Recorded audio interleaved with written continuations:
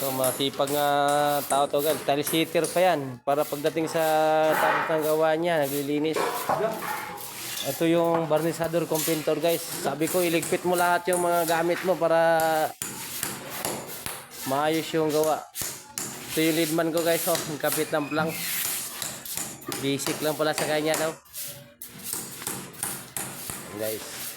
Pasalamat rin kami sa owner dito guys dahil bukas ang laki ng lechon ipadala dito sa site papakain sa mga tao. Yan, naglilinis, pinalinis ha. Ito, ground floor lang ngayon guys. Ito yung swimming pool guys oh. Yan. Yan guys, hanggang labas. Marumi pa kasi guys, naglagay ko ng blusa. Sa labas guys oh. Tapos na yung gate. Ito yung dalawa guys oh. Na electrician namin guys, inaayos yung wire para may kuryente kami. Ayun. Ayan. Ayan. Sige, linis kayo kasi para masaya yung ating amo at yung owner naman. Ayan guys, paakyat na ako sa taas guys ha. Masig kasala ako dito guys, masuko ng leadman ako guys. Dako na maglawas, masig bugbog ko na guys. Ito guys oh. Yan. Yan. Pinatuloy ko na yung tiles sa hallway kasi naikabit na yung planks. Ano.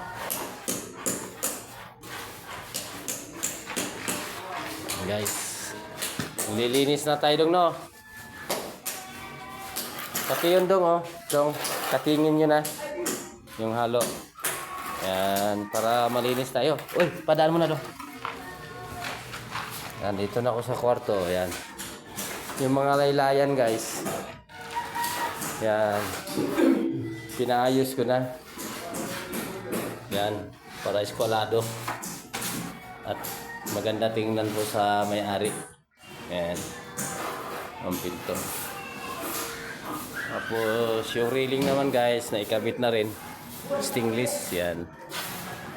Yung swimming pool guys oh. Malinis din. Saka sila umalis guys.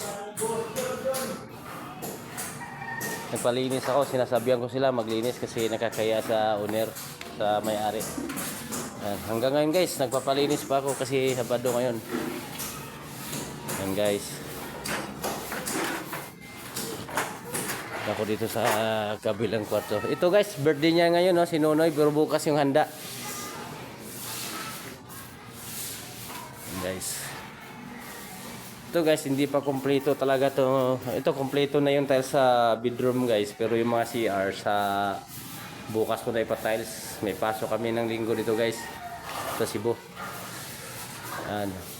Marumi pa to sa kwarto guys kasi sa baba pa ako nagpalinis. Papakyatin ko na rin sila pagkatapos. Ito yung hallway guys. Yan. Yan. Pinatuloy ko na. Bukas matatapos na rin to guys. Kasi yung ibang kwarto wala pang tiles. Baka sa sunod na araw na lang. Yung salamin. Malapit na po rin. Kakabit. Luluto pa kasi guys. Ito yung 2-story na bahay na project ko sa Cebu.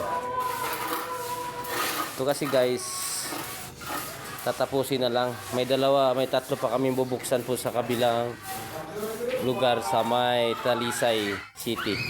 Ito sa Lapu-Lapu City to guys. Guys, yung planks guys, oh, palinis na ako guys. Yan, hanggang baba na yan guys. Salamat guys.